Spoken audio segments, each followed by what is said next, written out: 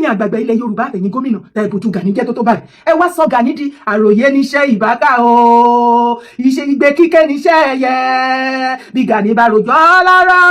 á tún tẹ̀síwájú lọ́sàn-án ni bó bá rojọ́. tí wọ́n bí lóòótọ́ irú tẹ̀ ń jà fún mi wípé àwọn ará Kwara South yìí ó jẹ́ nǹkan tí ẹ̀yin gan fẹ́ rò pé kí nìkan tó dé why tí ẹ ṣe dìde nígbà tí wọ́n pa wọ́n why tí ẹ ṣe grant interview tí ẹ ṣe máa make sure wípé sẹ́ àwọn ará wa tí wọ́n pa ní Kwara South yìí àfẹ́. Ọ̀gá ògo Holy Mary Mother of God ẹ̀yin onílẹ̀ Ṣàngó Ọya Ọbàtálá Ọ̀ṣun gbogbo ẹ̀ Ọlọ́run Allah gbogbo mẹ́ta lọ́kan lápapọ̀ lórí ọ̀rọ̀ lẹ́tà tí Gani Ige Adams ń kọ káàkiri tó ń rojọ́ ẹ̀ káàkiri àròyé yìí Olúwa gba ọpẹ́ wa Ọlọ́run mẹ́ta lọ́kan òun ni Gani Adams Ige tó ń sìn mo rí lẹ́nu ọjọ́ mẹ́ta ẹ̀ tó lọ sórí àpáta tó lọ sórí ilẹ̀ mímọ́ níṣẹ̀lẹ̀ ìwọ kan náà la rí ní Saudi tó lọ kírun ó bá dẹ̀ tó dọjọ́ Sunday ìwọ kan náà la tún máa gbé kíní cross ẹ̀mí mímọ́ tẹ̀lé lẹ́yìn pẹ̀lú ọ̀pá prọfẹ̀tì àníṣe lórí ẹjọ́ rírò Gani Adams Ige wípé òun ti kọ lẹ́tà tó ti ń rojọ́ ẹ̀ more than 3-4 years náà Olúwa gbé ìyìn wa Olúwa gbá gbogbo lórí Gani gba ọpẹ́ lórí lẹ́tà gba ìyìn lórí lẹ́tà gba ọpẹ́ lórí lẹ́tà gba ìyìn lórí lọ́balọ́ba tí Gani kọ lẹ́tà sí tí wọ́n lúkèwé àti kábíyèsí tí Gani bá sọ̀rọ̀ lọ́wọ́ tí òdùpọ̀ gba ìyìn wa lórí gbogbo gómìnà ilẹ̀ Yorùbá tí Gani kọ lẹ́tà sí ṣùgbọ́n tí gbogbo wọn lúkèwé tí wọ́n mọ the color tí Gani made of tó ti pé ó ti ṣẹlẹ̀ nígbà kan rí tọmọ nǹkan tó gbẹ̀yìn ẹ̀ tọ́wọ́ fẹ́ kírú ìṣẹ̀lẹ̀ mọ́ tí wọ́n wá lúkèwé lórí lẹ́tà ṣùgbọ́n tí Gani mọ òtítọ́ ṣùgbọ́n tó rò wípé òun fẹ́ gbé gbogbo gómìnà ilẹ̀ Yorùbá àti bàbá Tinubu àti Igboho àtàwọn ọba òun fẹ́ gbé wọn láyé lọ́wọ́ torí Gani Ige Adams òun ni olórí oṣó tó wà láàrin gbogbo àjẹ́ ilẹ̀ Yorùbá Olúwa gbẹ̀yìn wa ẹ ṣàmì ni ẹ ṣàmì ẹ bá Gani ṣàmì ẹ ṣàmì fún Gani ti ní ìdíṣẹ́ṣẹ́ prayer ni Gani ti ní ìdíṣẹ́ṣẹ́ prayer ni tí wọ́n bá wá jẹ́ bẹ́ẹ̀ ẹ wo iye ọdún tí Gani ti ń rojọ́ lẹ́tà yìí ọdún wo ni wọ́n ti ń gbọ́ lẹ́tà mo kọ lẹ́tà lẹ́nu Gani àbí Gani ti fi kíní yẹn ṣoògùn ni torí kò sí nǹkan tí Gani ò lè lò ṣé Gani ti fi kíní yẹn ṣoògùn ni nígbà tó bá kọ lẹ́tà fún yàn tí ò bá dẹ lóhùn sí mí Gani gbogbo jókíjọ tó bá ti wá sọ ọkọ lẹ́tà wọn ọ̀dẹ lóhùn àtàwọn ọba àtàwọn àgbààgbà àtàwọn gómìnà Ọlọ́run àánú ẹ̀ máa ń ṣe mí wípé wọ́n ti fojú Gani jẹ́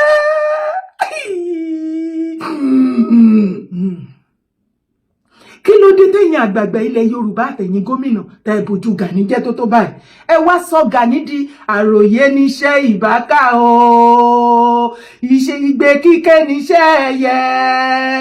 bí Gani bá rojọ́ lára á tún tẹ̀síwájú lọ́sàn-án ni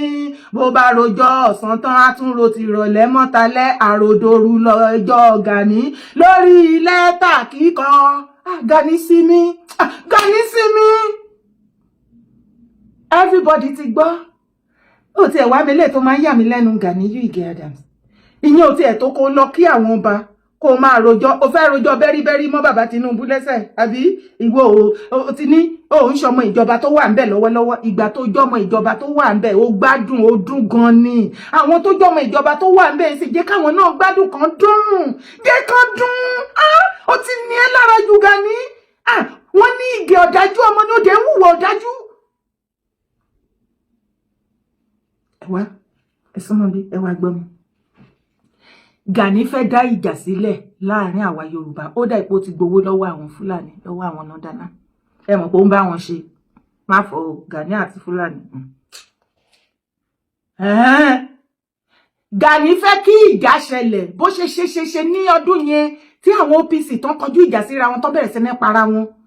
ó fẹ́ kí ìjà ṣẹlẹ̀ láàrin àwọn ọmọ OPC tiẹ̀ ṣe mọ̀ pé àwọn dá OPC fashion báyìí wọ́n ti wá yọra wọn bẹ́ẹ̀ pé àwọn kọ́ OPC new era àti Fáṣẹ̀hùn àwọn ò dá sí wàhálà kankan àwọn ò dá wàhálà lẹ́lẹ́ Yorùbá o wọ́n ní OPC Gani nìkan ní OPC Gani nìkan òun ló fẹ́ jà àti Gani tó bá dé listen sí fídíò yẹn wàá rí tí Gani ń rojọ́ òfò àtàdánù bẹ́ẹ̀ wípé kábíyèsí yẹn tó bá ní kí kọ́ máa sọ fáwọn ọmọ ẹ̀ kan máa bu online kan lọ máa jà káwọn náà máa constitute nuisance àwọn lọ́mọ òun ti da àwọn boys òun sórí social media o àwọn kan wá bá òun lẹ́nu ọjọ́ mẹ́ta wípé kò stop ẹ̀ ó níbo ni wọ́n wà látijọ́ yìí tó ti ní òun lára. Gani believe yìí pé kì í tún ṣe Ìgbòho nìkan ó believe pé bàbá Tinubu ló rán wa. Ṣé ti mọ àwọn èèyàn tó bá ti ní nǹkan ṣe láyé ṣé géèmù yẹn ti yí ẹ èmi ò wá bá ìjà ààrẹ Gani a lè jà èmi àti ẹ ti rò pọ̀ ààrẹ a lè jà tó bá jẹ́ lórí ọ̀rọ̀ ilẹ̀ Yorùbá yìí a ti jọ rò pọ̀ ní o ẹ̀fọ́ ilé ẹ̀fọ́ láwo ó ti ọmọ Yorùbá tọkàntọkàn ní ní ọmọ kó tó ajíire ṣé yìí ò nọ́tìsì ni ó ń rojọ́ bẹ́rìbẹ́rì kí wọ́n lè hate Tinubu kí wọ́n lè hate Ìgbòho kí wọ́n lè hate anybody ìgbà tí president tiẹ̀ tó jẹ́ èèyàn tiẹ̀ tó wà ń bẹ̀ ṣé òun ò gbádùn ṣé àwọn boys ò gbádùn ṣé wọ́n fọwọ́ lálẹ̀ ṣé wọ́n ṣe bó ṣe wù wọ́n kí ló dé tẹ wá sunkún mọ́ Ìgbòho ọwọ́ àròjọ́ yẹn káwọn èèyàn lè hate Ìgbòho ṣùgbọ́n orí ẹyẹ ni ò pẹyẹ ìwò tẹ́ ẹ̀ wà pàrọ̀ bí kẹfì dálá ni àti wípé gbogbo epo pupa tẹ́ ẹ̀ dà sódìdẹmí odídẹrẹ́ Ìgbòho lára tẹ́lẹ̀ fẹ́ bá láwọ̀ jẹ́ kàkà kó wá wò yẹn bàjẹ́ ṣe ló tún rẹwà sí i ìṣe làwọn èèyàn tún lọ fún ẹ sí i àdè sọ fún ẹ Gani stop ẹjọ́ tí ẹ dúró dára òkè tí Gani bá stop ẹjọ́ yìí sí kí ló kù tí Gani fẹ́ ṣe kò sí àmàní gbúrò Gani mọ́ nìyẹn abájọ tó yí pín sílẹ̀ Gani lọ gbé oyè ààrẹ lẹ̀ kó o lè ní ìsinmi oyè yẹn ti fún ẹ lọ́fun ó ti táìtì jù sími Gani. fídíò kan wà tí mo rí lánàá ọ̀rọ̀ tí mo fẹ́ sọ yìí ó dá lórí ọ̀rọ̀ olóyè Sunday Igboho àti nǹkan tó ń ṣẹlẹ̀ nílọrin torí àwọn kan ti jáde wọ́n jẹ́ kí àwọn kan mọ̀ wípé àwọn ò faramọ́ bí olóyè Sunday Igboho ṣe wá sí ìlú Ìlọrin wọ́n jẹ́ because kété tí olóyè Sunday Igboho kúrò nílọrin wọ́n ní wọ́n gba ìpè láti ọ̀dọ̀ government àmọ́ bóyá Kwara State governor nítorí Kwara State náà ló allow olóyè Sunday Igboho láti wá sí Kwara State but ẹ jẹ́ ká mọ̀ pé olóyè Sunday Igboho wọlé nígbà tó olóyè Sunday Igboho wọlé tán nígbà tó jáde nírúmọ̀ kárí wípé wọ́n ní kí àwọn ọba kọ̀ọ̀kan má gba olóyè Sunday Igboho lálejò mọ́ nígbà tó wá di àná we saw these people these two gentlemen tí wọ́n sọ wípé foundation àwọn which is Ìlọrin Heritage Something Foundation. Àkọ́kọ́ ní pé mi ò lágbára láti gbẹnusọ fún Ìlọrin bàbá ọba Ìlọrin àbáwọn tí wọ́n bá yàn àwọn ni wọ́n ní agbára àmọ́ gẹ́gẹ́ bí foundation titi wa tó ṣe pé àṣà àti àlàdà Ìlọrin náà làwa fẹ́ máa protect lọ́dọ̀ titi wa àwa náà faramọ́ a sì padà gbé jáde láìpẹ́ pé faramọ́ and then yes sir. Okay. Ojú wo lẹ fi wò àti pé kí ló dé tẹ̀ fi faramọ́. Ojú tí àwa fi wò àkọ́kọ́ ni wípé ẹni tó dá ìwé ọkùn lẹ̀ ẹni tí gbogbo ayé mọ̀ pé divisionist ni ẹni tí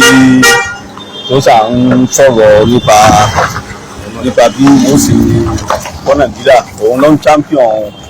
Yorùbá nation Yorùbá yìí ti mọ̀ yẹn it's no more a secret pé Sunday Igboho òun ló ń champion Yorùbá nation so gbóò la nígbà wá ti fẹ́ trust rẹ̀ and Yorùbá nation gbà yẹn gbogbo àwọn activities wọn wọ́n ní pé wọ́n láwọn ń bọ̀ wá ìjákì lọ́rin àwọn kògùn bọ̀ wá àwọn fẹ́ wá lọ́ba lọ́rin so kìdí ń pa wá lẹ́rìn so nígbàgbọ́ àní confidence nínú the so called Ìgbẹ̀kùn àti ẹni tó dálẹ̀ so that is our position as members of the Ìlọrin Heritage Preservation Foundation. Mo sọ lẹ́ẹ̀kan a sọ̀rọ̀ fún Ìlọrin à ń sọ̀rọ̀ fún foundation àti titi wa táwa ń sojú pé position titi wa wo a sì padà gbé jáde a sì ṣègbésẹ̀ tó bá yẹ ká sí Ìgbẹ̀kùn àtẹnitọ́ dálẹ̀ àfẹ́ wọn nílọrin àfẹ́ wọn Kwara. nígbà tó pé ó ti wá láti ti tó pé lọ́rùn gan-an ti ṣe ìfilọ́lẹ̀ rẹ̀ báyìí nǹkan. Kò dí wa lọ́wọ́ láti ṣègbésẹ̀ titi wa kò dí wa lọ́wọ́ láti ṣègbésẹ̀ tá a bá fẹ́ ṣe because tí àwa fẹ́ ṣe òun ni wípé ká find out ṣé ìjọba ti fún ní láńsẹ̀nsì ní Kwara lọ́kàn wa wọ́n lè máa lọ ṣe gbọ́n tí wọ́n bá fẹ́ ṣe ní Ọ̀yọ́ tó ti wá àbí South West but ní Kwara ti wá yìí agenda divisionist wọn yẹn ni náà ni objective wọn ojú tá a fi ń wò nù tó ti yé ìmọ̀ ní gbogbo Ọ̀yọ́ wọ́n profile àwọn Fúlàní àwọn Haúsá gbogbo alárí gbogbo ìmọ̀ tí wọ́n hàn wọ́n ìjọba sì dákẹ́ so tíjọba ọba wa fẹ́ crisis ní Kwara State kí wọ́n tètè lé wọn padà síbi tí wọ́n ti wá because in Ìlọrin here we are going to protect ourselves. ó kọ nílẹ̀ kan sí. orúkọ mi ni Umar Saad Imam tí ọ̀pọ̀lọpọ̀ àwọn èèyàn mọ̀ sí US Imam. tẹ́gbẹ́nsọ fún. táǹgbẹ́nusọ fún Ìlọrin Heritage Preservation Foundation. àwọn allow kí olóyè Sunday Igboho wá bá wọn ṣe anything pertain to security torí àwọn ò nígbàgbọ́ nínú ẹ̀ because of pé ó agitate fún Yorùbá nation everybody dẹ̀ ló mọ nǹkan tó fà á wọ́n ṣáà fi ẹ̀sùn díẹ̀díẹ̀ kan olóyè Sunday Igboho normally inú mi dùn pẹ̀lú nǹkan tí àwọn Ìlọrin Heritage Foundation yìí tí wọ́n sọ I'm so happy for them but question kan tí mo fẹ́ béèrè ni pé níbo lẹ wà tó bá yẹ pé lóòótọ́ irú tẹ̀ ń jà fún mi wípé àwọn ará Kwara South yìí ó jẹ́ nǹkan tí ẹ̀yin gan fẹ́ rò pé kí ni nǹkan tó jẹ́ why tí ẹ̀ ṣe dìde nígbà tí wọ́n pa wọ́n why tí ẹ̀ ṣe grant interview tí ẹ̀ ṣe máa make sure wípé ṣé àwọn ará wa tí wọ́n pa ní Kwara South yìí àfẹ́ ẹ̀ jáde o kò sẹ́nibọ́dì torí any foundation kankan láti support àwọn Kwara South yìí wípé pípa tí wọ́n pa àwọn ènìyàn pọ̀ lọ́yà tó ń sọ̀rọ̀ yìí àwọn méjèèjì most of them àwọn ló wà ní ìcháàjì ọ̀rọ̀ ta lọ́lọ́run kéèsì ta lọ́lọ́run táìmù yẹn wọ́n dẹ̀ ṣe gudugudu méje yàyà mẹ́fà fún ta lọ́lọ́run bọ̀ nǹkan tí èmi wá ń jà ní lórí sí pé tó bá jẹ́ pé bí ẹ ṣe fẹ́ ṣe nìyẹn foundation yẹn bó ṣe ní influence tó ní Ìlọrin bó ṣe ní influence tó ní Kwara State why tí ẹ ṣe lo influence yẹn láti bá gómìnà sọ̀rọ̀ láti make sure pé wọ́n protect àwọn ará Kwara South tó fi di wípé more than 3, 4, 5, 6 town ó jẹ́ dáwọ́rọ́ rẹ̀ di ghost town tó sọ anybody ń bẹ̀. ṣé àbòsí la fẹ́ pe léyìn ni ṣé ọ̀rọ̀ pé à ń fight fún ara wa là ń fight fún ni àbí ọ̀rọ̀ religion là ń fight fún ni àbí kí ni nǹkan tí à ń fight fún ni. because ẹ jẹ́ ká ro kíní ìdàdàkà tó máa ṣe ní ọ̀rọ̀ ní àáfà àkọ́kọ́ tó ní good standard tó yẹ pé everybody mọ̀ tó wà well recognized ní Kwara State àbí ní Ìlọrin àbí any around Kwara tí wọ́n jáde tí wọ́n condemn nǹkan tó ń ṣẹlẹ̀ táwọn bandits ń ṣe fún àwọn tó wà ní Kwara South yẹn ní orí àáfà kankan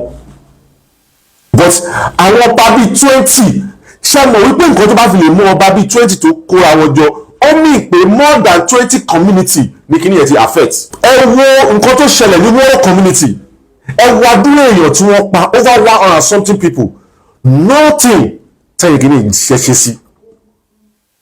ẹ̀jẹ̀ ń pe ayé ní Ìlọrin Heritage Foundation ẹlẹ́tọ̀ọ́ ṣe rí mo máa ń like àwọn tó bá ń create foundation torí pé wọ́n create láti help àwọn èèyàn ni ẹ ṣe tẹ̀tẹ̀ create kìíní yẹn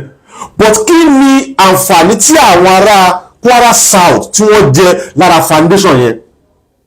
tó bá jẹ́ pé ẹ dìde ẹ wo time ìgbà tí àwọn Kwara South tí wọ́n jáde tí wọ́n dìde tí wọ́n lọ protest ní governor's office ẹ wo bọ́n ṣe nà wọ́n èmi bìrì pé foundation yìí ó máa ti help so many people ó máa ti help so many people ó jẹ́ kẹ́yìn lè dìde pẹ̀lú influence yìí bọ́lá òun ṣe kẹ́yìn tó kẹ́ jáde láti help àwọn tí àwọn ọlọ́pàá náà yẹn ó wà very important ẹ mẹ́ẹ̀ka tọ́ra wa but now gbogbo apáta láti mọ̀ wípé àwọn Kwara South náà ti jáde láti dá èsì padà fún foundation tó ń sọ̀rọ̀ nípa yìí. This foundation now a lot of people now know that àwọn ò gbà o kò sí nǹkan tẹ́ fẹ́ ṣe o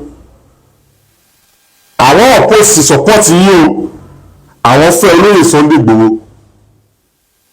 because kíní yìí sì àwọn tó jẹ́ ará ìlú ní Kwara South I'm 100% sure pé wọ́n máa ti wá ìrànlọ́wọ́ lọ sọ́dọ̀ gómìnà, wọ́n ti wá ìrànlọ́wọ́ lọ sọ́dọ̀ government, wọn ò ṣe nǹkan kan lọ ṣe ní pé kólóyè Sunday Igboho wá help àwọn. So any foundation tó bá wá jáde sí tó náà wọ́n ò ní olóyè Sunday Igboho, àwọn Kwara South lẹ́tọ̀ọ́ láti protect ara wọn, wọ́n lẹ́tọ̀ọ́ láti defend ara wọn. Àwọn náà jẹ́ ní freedom of speech tí wọn náà láti sọ nǹkan tó ń dùn wọn lọ́kàn bí ẹ̀yin tó jẹ́ ẹ̀yin foundation yìí náà ṣe ní a lot. Torí mo gbọ́ nǹkan tó dáa nípa foundation yìí, no problem, but kí ni nǹkan tẹ́ ti ṣe fún wọn? Ẹ wo àdúrà àwọn èèyàn tí bandit ti pa ní Kwara South, ẹ wo àdúrà àwọn èèyàn tí ìlú ti dáwóró, àwọn ọba tí ìlú ti dáwóró mọ́ lórí. Over 20 king ló jókòó tó polówó Sunday Igboho. So any foundation tó bá sọ wípé kí olóyè Sunday Igboho má wá, èmi ò believe pé foundation kankan ní ẹ̀tọ́ láti sọ statement yẹn bí kò ń ṣe àwọn tí kìíní yẹn affect. Àwọn tó jẹ́ affect mú wọn polówó Sunday Igboho kókó wá help àwọn, kò sí ètò kan foundation bẹ́ẹ̀. And according to some people, bóyá rumor ni bóyá kò ṣe rumor, there was a time tó lè Sunday Igboho ti fẹ́ wọ bẹ̀yẹn tí àwọn èèyàn ẹkùn security network sọ wípé gọ́ọ̀mẹ̀ntì ní pé káwọn máa wọlé àwọn òfẹ́ lóye Sunday Igboho. Nígbà tó tún yá a tún gbọ́ information pé wọ́n ti accept olóyè Sunday Igboho tún kú wọlé, olóyè Sunday Igboho wọlé, ó lọ ṣàbẹ̀wò sí gbogbo ibi community tí wọ́n affect. The next thing kí ló ṣẹlẹ̀, ó jáde kúrò ń bẹ̀, a tún gbọ́ another rumor. Ìyẹn la ṣe rárí àwọn foundation yìí sí tọ́ṣẹ̀ ń jáde tọ́ṣẹ̀ ń sọ wípé àwọn ò fẹ́ kólóyè Sunday Igboho wá because of one or two reasons. Àwọn náà ní ẹ̀tọ́ tiwọn láti fight, láti sọ wípé àwọn ò fẹ́, but nǹkan tẹ́lẹ̀ kọ́ sọ wípé gbogbo àwọn tó wà ní foundation yìí ṣé kìíní yẹn affect wọn, ṣé wọ́n pa ọmọ wọn, ṣé wọ́n pa ìyàwó wọn káwọn náà feel pain yẹn kó tó máa sọ kìíní jáde. Any foundation tí nǹkan tó ṣẹlẹ̀ Kwara South yẹn tí kò bá ti affect, o ò lè mọ̀ lára, o ò lè mọ̀ bó ṣe rí o ò lè mọ̀ lára, o ò jẹ́ lè mọ̀ bó ṣe rí. Ẹni tí nǹkan ń ṣe, ẹni tí wọ́n nà lára ń ta o. Anybody tí ò bá kí ń ṣe ara Kwara South, à ń lọ sí bí baba ńlá town Ìfẹ́lódù local government, gbogbo àwọn area yẹn tí wọ́n kidnap ọmọ ẹ, tí wọ́n kidnap ìyàwó ẹ, tí wọ́n pa àkọ́kọ́ nínú àwọn èèyàn ẹ, o ò lè understand nǹkan tó ń ṣẹlẹ̀. And that's why mo sọ wípé foundation kankan tó bá jáde tó bá ń sọ̀rọ̀ wípé wọ́n ṣe kinní kan, wọ́n ṣe gbá kan, ẹ jọ̀ọ́ ẹ try láti calm down. Ẹ̀yin náà tí ẹ kọ́kọ́ gbé ìgbésẹ̀ láti help wọn náà. Kí ni nǹkan tí Kwara people ṣe? Olóyè Sunday Igboho ṣé ẹ gbìyànjú láti protect ara yín, láti defend ara yín? Ẹni tó lè defend wọn òun ni olóyè Sunday Igboho, òun jẹ́ olóyè Sunday Igboho ti wá, ó ti jẹ́ wọn níwò, ó ti ní okay no problem, I'm coming there, ó jẹ́ ti wá bẹ́ẹ̀, ó ti try possible best ẹ̀, ó jẹ́ ti sọ fún wọn kó tó máa ṣe. So lójú títẹ ní Kwara people wọ́n ní láti protect ara wọn. Let me say Kwara South because ibẹ̀ ló affect jù. Tabajẹ́ sọ ibi tí ó affect jù kò ṣẹlẹ̀ Fúlàní ní Kwara o, ilẹ̀ Yorùbá ni. Ìdí nìyẹn tí ọ̀pọ̀lọpọ̀ àwọn èèyàn ṣe ń suspect pé ṣé kò ń ṣe wípé àwọn Fúlàní fẹ́ invade àtàwọn àwọn tó jẹ́ ti Yorùbá láti make sure pé wọ́n migrate síbẹ̀. Reason why tí ọ̀pọ̀lọpọ̀ èèyàn ṣe ń pariwo nìyẹn o. Wọn ò ní bẹ́ẹ̀ lórí, èmi náà jẹ́ ní bẹ́ẹ̀ lórí, àmọ́ ó ti ń jọ bẹ́ẹ̀. Ó ṣe jẹ́ wípé gbogbo ibi tó affect ilẹ̀ àwọn Yorùbá ní. Gómìnà Abdulrazak wọ́n ní kápá láti make sure pé wọ́n flush àwọn bandits yẹn out. Kí ni nǹkan tó fà á tí àwọn bandits yìí fi ń násẹ̀ síbẹ̀ yẹn? Torí most of àwọn bandits tó operate níbẹ̀ yẹn wọn ò jẹ́ nǹkan kan tí gọ́ọ̀mẹ̀ntì bá ṣojú lé wọn. Ààrí bí ẹwù kan tó ṣẹlẹ̀ ní Edo State náà, ẹwù kan tó ṣẹlẹ̀ ní Kogi State náà. But nígbà tí gómìnà Òdòdó dìde ẹwù action tó take, ìjọ ò lè gbọ́ pé wọ́n strike ní community ńbẹ̀ yẹn mọ́. Èmi believe pé any foundation tó bá fẹ́ help àwọn Kwara South kò ń ṣe wípé ẹ máa oppose pé Sunday Igboho wá, ẹ máa sọ wípé ẹ fẹ́ support Sunday Igboho ni. And to me Sunday Igboho has come to stay. And the reason is this, kò jẹ́ ká rely lórí Sunday Igboho, government jẹ́ ká rely lé, but tí government bá ti fail wa kò sí nǹkan tá a fẹ́ ṣe. A lè kó gbogbo ẹ̀ pé federal government ni, a lè sọ pé president Tinubu ló máa ṣe every garden thing. Pàṣẹ ní state la ní federal la ní local government. Tó bá jẹ́ wípé àwọn gómìnà wọ́n ṣe the right thing fún àwọn local government chairman, wọ́n fún wọn ní àwọn allocation tó yẹ kó fún wọn, we are not going to be in this space because ẹ mọ irú nǹkan tó ṣẹlẹ̀ ní àwọn, because ẹ lè gbọ́ gbogbo ẹ̀ tán. Tẹ́ bá ti fún àwọn local government ní nǹkan tó yẹ kẹ́ fún wọn, tó ti gba owó tó yẹ kó gbà láti fi protect àwọn tó wà nílùú, díẹ̀ ní gbogbo nǹkan tá a máa rí. So lójú ti tèmi èmi believe pé àwọn foundation yìí ẹ ní láti help olóyè Sunday Igboho, ẹ jẹ́ need láti help àwọn tó wà ní Kwara South láti lo influence yín láti lọ bá gómìnà pé kí ni nǹkan tẹ́ fẹ́ ṣe fáwọn ẹni yìí. Kòsí tó bá jẹ́ pé ọ̀rọ̀ ọmọ yín wà ńbẹ̀, ìyàwó yín wà ńbẹ̀, àbí anybody wà nínú àwọn tí wọ́n ti kidnap rí, ẹ máa feel pain ni ẹ máa mọ bó ṣe rí lára. Ẹ jọ nítorí tọ́lọ́ èmi mọ̀ wípé ẹ gbé foundation yẹn lélẹ̀ láti make sure wípé ẹ protect àwọn aráàlú ni, ẹ protect àwọn tó wà láyìíká yín, ẹ ṣe lọ́pọ̀lọpọ̀. Àmọ́ iṣẹ́ yín ò tí ì pé tí ẹ bá ti support àwọn Kwara South yẹn, tí ẹ bá ti support ìgbésẹ̀ wọn, tí ẹ bá ti bá wọn kọ lẹ́tà sí gómìnà wípé kí ni nǹkan tó lè ṣe fún wọn. Gbogbo àwọn tọ́lọ́pàá náà wọ́n wá protest wípé bandit wá invade àwọn, ẹgbẹ́ gbèsè fún wọn. Èmi bílí pé nǹkan tí foundation yẹn jẹ́ kó wà ní lórí nìyẹn lórí nǹkan tó ṣẹlẹ̀ ní Kwara South. Torí kí àwọn ẹni tó pariwo, mo mọ̀ pé wọ́n ti pariwo gómìnà, wọ́n ti pariwo kí gọ́ọ̀mẹ̀ntì wá help àwọn. Ẹ má jẹ́ ká mú ẹ̀sìn. Mo rí fídíò kan tẹ́yọ̀ kan ṣe lánàá wípé àwọn kinní yìí ẹ̀sìn ló ń fight fún, ẹ̀sìn ló ń jà fún, ẹ jọ nítorí tó náà. Ẹ má jẹ́ ká jà nítorí ẹ̀sìn. Ẹ má jẹ́ ká jà nítorí ẹ̀sìn. Kò sí nǹkan tó wà ń bẹ̀. Peace ni the first thing. Bẹ́ẹ̀ ni peace ṣe lè wà. Ọlọ́run ò dára gbá bákan náà o. See these fingers, it's not equal. Ìwọ bó bá ṣe lè bá Islam Mùsùlùmí ṣe, bá Christian ṣe, bá oníṣẹ̀ṣe ṣe, but ẹ bá ti ń sọ wípé ẹ̀fẹ́ nìkan, kò jẹ́ sí ká má sọ̀rọ̀ kó má dúra wa. Ẹ jẹ́ ká kóra wa papọ̀. Because tẹ bá wo nǹkan tó ń ṣẹlẹ̀ láwọn Ìlọrin yẹn, mi ò fẹ́ oníṣẹ̀ṣe káwọn àfáà kóra wọn jọ kọ́ lọ bá oníṣẹ̀ṣe kọ́ lọ́wọ́ wọn fẹ́ lé kúrò lù níbo lọ́ ti ń ṣerú ẹ̀ ní Ìlọrin tó jẹ́ ilẹ̀ Yorùbá.